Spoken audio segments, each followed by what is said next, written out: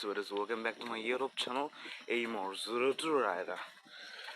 Guys, আজকে আমি morning রাইডে যাচ্ছি। জানি না রাইডটা কোথা থেকে কন্টিনিউ হবে। আমার সাথে আরও দুজন আছে, দুজন না হলে একজন অ্যাড হবে। এখন বাজে সকাল 5:45। রাতে আকাশের অবস্থা দেখেন, একবারে ক্লিয়ার, সব প্রায় মানে দিন হয়ে গেছে, রোদ উঠতেছে। এখন শ্রমিককে এখন যান পিক করে বাকি রাইডটা আমরা শুরু করতেছি। দেখি কই কই যাওয়া যায়। গাইজ, আমরা একজনকে নিয়েছি, সেটা হলো যে শ্রমিক, আমাদের প্রিয়াম সাইকেলিস্টের একজন অ্যাডমিনের কাছাকাছি বলা যায়, বাট উনিই চালাচ্ছে। আমরা যাচ্ছি এখন ডগরাইহাটের বেশ দিয়ে, এখন ডগরাইহাট দিয়ে রাজারহাট দিয়ে আমরা জানি না কই যাবো, বাট যাচ্ছি। তো শ্রমিক, আমরা কোথায় যাইতে পারি? রাজারহাট দিয়ে অবশ্য তিস্তা যেতে পারি আমরা এখন। আপাতত এখন ডগরাইহাটের আগে আছি। এখানে একটা পুল আছে, যারা কুড়িগ্রামে থাকে তারা চিনবে অবশ্য। সামনে একটা মাদ্রাসা। দেন দেখি, এখন তো সম্পূর্ণ রাস্তা আমি ভিডিও করবো না, বিকজ ভিডিও অতিরিক্ত লং হয়ে যাবে। আর আমি চাই যে আপনাদের নতুন কোনো সাইকেল বা কোনো প্লেস যদি আপনাদের থাকে জানা, আপনি বলতে পারেন, আমি এক্সপ্লোর করে আসবো। এই যে সেই মাদ্রাসাটা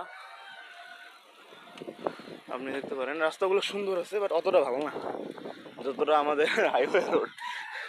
এগুলো বলা যায় চুদলিংপং রাস্তা। আমি রাজশাহী বিভাগে সাইকেল চলে আসি, এখানে সাইকেল চালাই দিয়ে মনে হয় না। অলরেডি এই দেখেন রাস্তার অবস্থা রে ভাই। পঞ্চগড়ে গেছিলাম, পঞ্চগড়ে ওই রকম রাস্তা।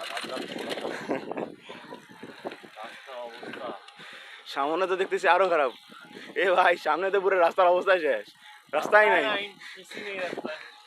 আমরা এমন রাস্তা এলাম, আমার রাস্তাতে পিছি তো নেই।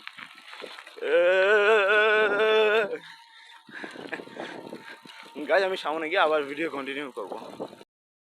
গাইজ, সেই জায়গায় আমাদের কাঙ্ক্ষিত প্লেসে অলরেডি চলে আসছি।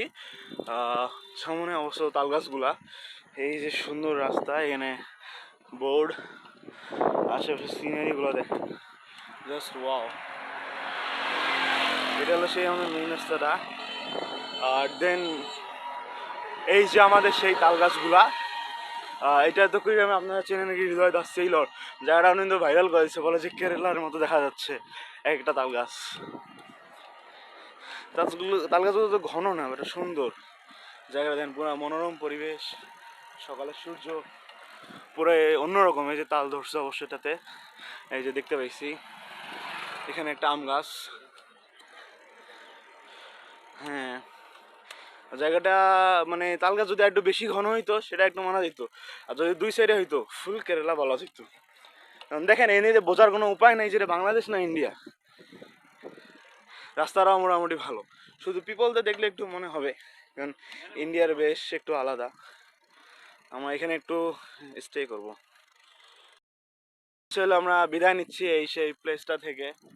এখন আমরা বাসার দিকে যাচ্ছি আবার। কুড়িগ্রাম জেলাইতে আছি, বাট মানে একটু জায়গার পার্থক্য। যেমন আমার খোলগঞ্জ খাদ্যউড়নে, আর এটা হচ্ছে আপনার রাজারহাট পার হয়ে কিছুটা। এই জায়গাটার নাম কি?